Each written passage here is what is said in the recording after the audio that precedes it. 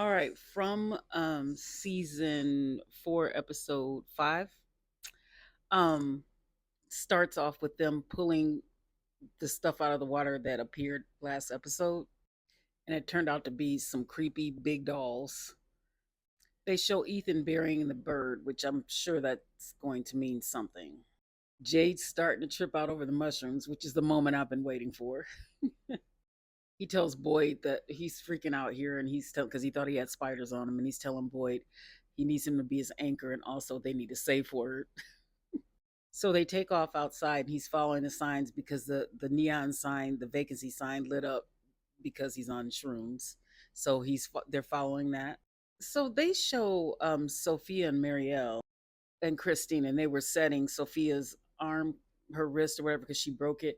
And so Marielle went out to go get the splint, which it makes no sense. They wouldn't have had the splint before they set it, but okay. So she goes out to the ambulance to get the splint, and then all of a sudden she's handcuffed again, like before when they were all tied up against the wall screaming. So back to the dolls. They all are trying to figure out what the heck is going on, and Donna gets out her knife and she cuts open one to make sure there's no other surprises. And they're all trying to figure out what's going on with all trying to figure out what's going on with these dolls. See, now their take on it was totally opposite of what I thought was happening, because they were like, why would they be down there? Why do people make life-size dolls and put them somewhere? And then Ethan goes, scarecrows. And so Donna's like, yeah, maybe they were put there to keep something in the water down there, which is not what I thought at all. I thought they were made like voodoo dolls and tossed in there to kill something that was out there. So then they show Jade in the woods with little Jade.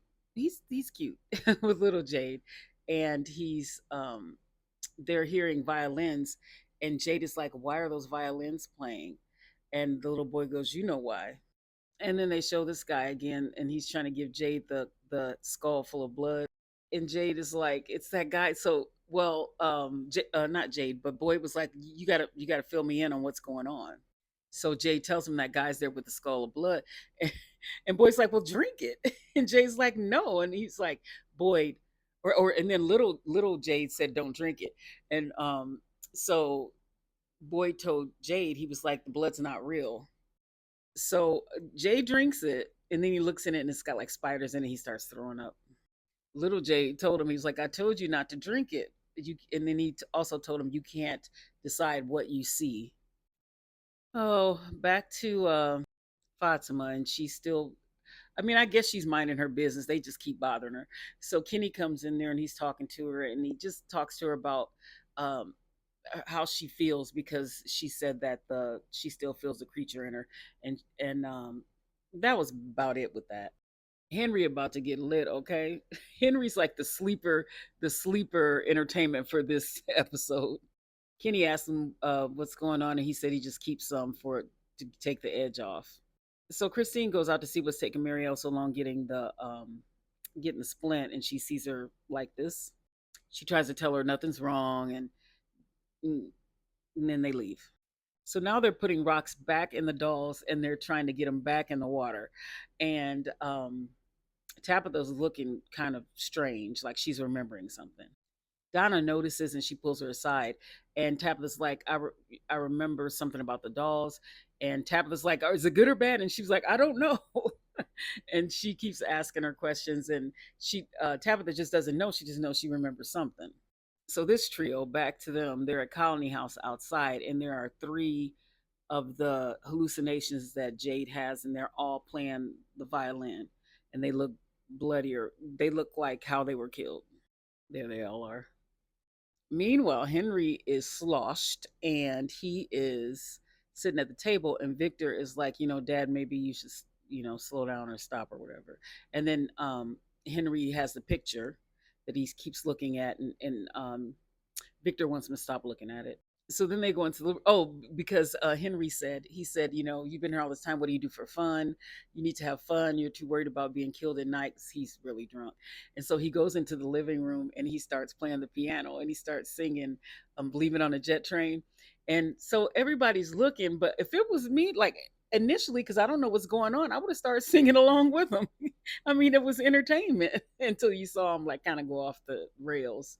This part was so funny. Like I saw something that showed like all the moments in from that weren't supposed to be funny, but they unintentionally turned out to be funny. And this was one of them because he was telling Kitty, he was like, "Do you know what he did? Do you know what he did to my wife?" And then he leaned on the piano and was like, "Duh." That part was so funny to me, and I know they didn't mean to do that or to make it funny.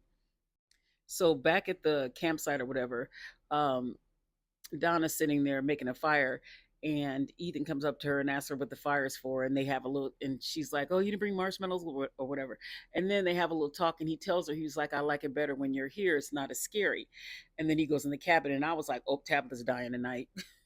Sophia is over. She's listening to Randall and Julie because they came in back to the hospital, whatever it is, and she's listening to them argue.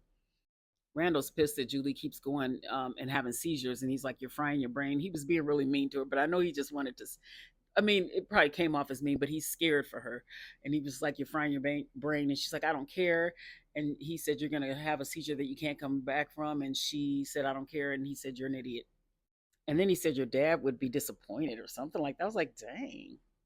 So while not Julia, but Marielle and Christine were arguing over what's wrong with Marielle, and she said nothing, and she kind of stormed out of the room, and she bumps into Sophia, and Sophia puts her hand on her, and then right after that, Marielle starts tripping out again.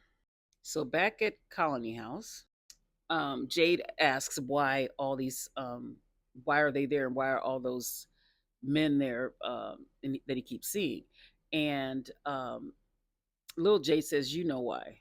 And so Jay goes, "Oh, they're me." He said, "These are all the lives that I've lived here." I'm like, ah.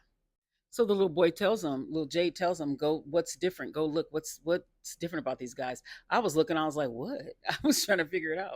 So Jay goes up to all of them, just looking. "Okay, brother Jade." And then he says, none of these people are ripped apart. They were murdered.